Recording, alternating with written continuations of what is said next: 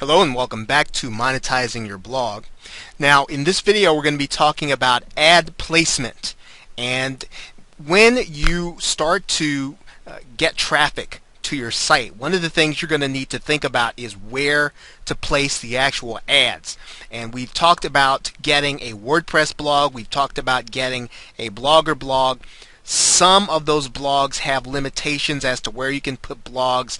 The most flexible, again, is going to be WordPress, and you're going to want to consider that. It's the easiest to work with, and it's the most flexible in terms of where you can put the ads. Now, there are three primary things you want to pay attention to: the sources, one particular rule of thumb, and then the different types. So in other words, first thing you want to consider is you want to have different sources.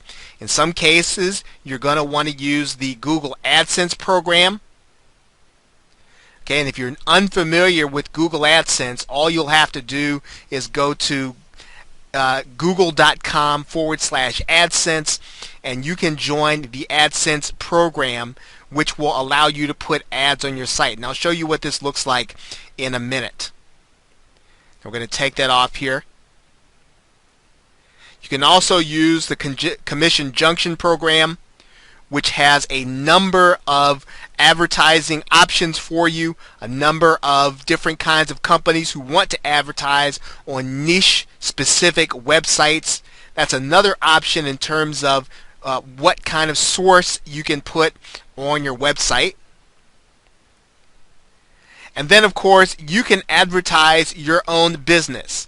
You can advertise some of the work that you're doing or an event you're doing, and we'll show you what this looks like in a minute. As a matter of fact, while we're going here, what I'm going to do is I'm going to show you a fairly popular and successful blog. Now this person's name is Kim Roach, and she runs a blog called Buzz Blogger. And one of the things that you'll notice is that first here she's advertising her Facebook page.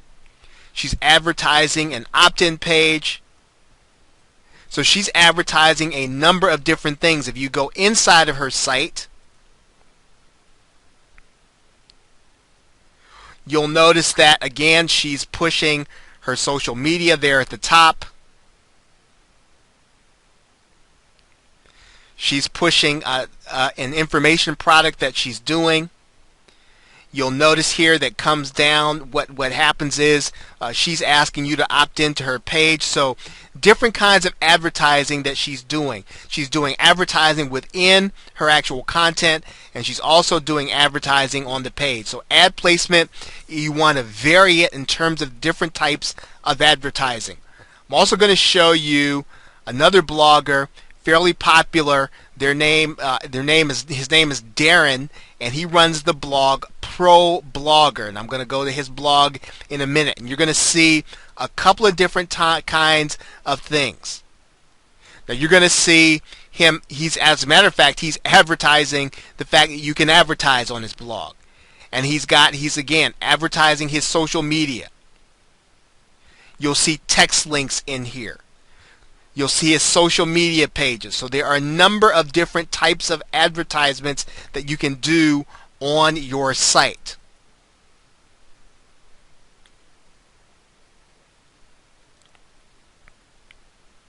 Okay, so you want to use different sources in order to monetize your blog. AdSense, affiliate, things that you're doing, your opt-in, different advertisements for different things on your actual page. Now a rule of thumb is that you want to make sure that your blog page is clean. The rule of thumb is that for every time you scroll 800 by 600, you should see one ad, and you want to make sure that you don't overdo the advertisement. Let's see what that looks like.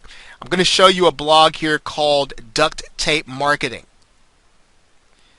And here you'll see an advertisement for an autoresponder.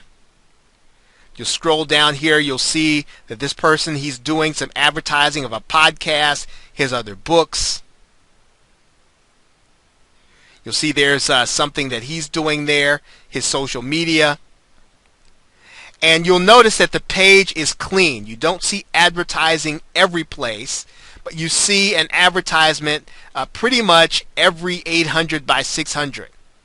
So again, the objective is not to stuff your page full of ads so that people will click on them and see them. The point is to keep your page clean for the sake of your readers and to monetize that with things that would be enticing to them. But again, you want to keep your focus on the reader and keeping your page clean, because that is what will keep them coming back to your site and helping you to earn more money every time you gain more visitors.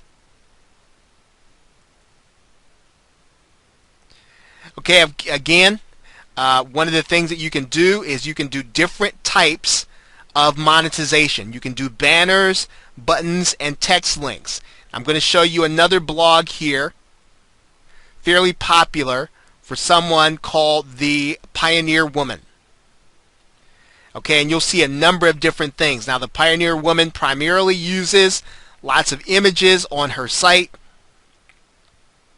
She has a number of different sections, and you'll see a number of different kinds of advertising that she does.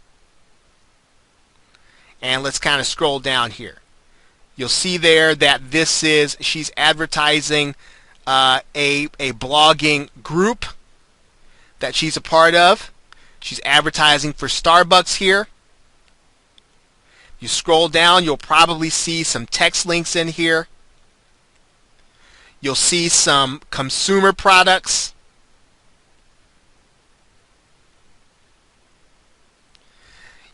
So you'll see a number of different kinds of advertising, banners, text links, all kinds of different ways and mixtures of advertising spaces that she can use on her site. And you want to do pretty much the same thing.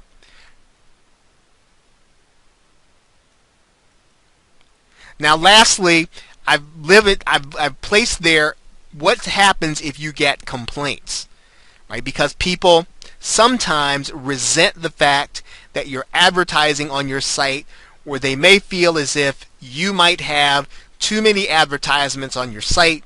One of the things that you can do in order to limit the amount of complaints that you get is to advertise from the beginning.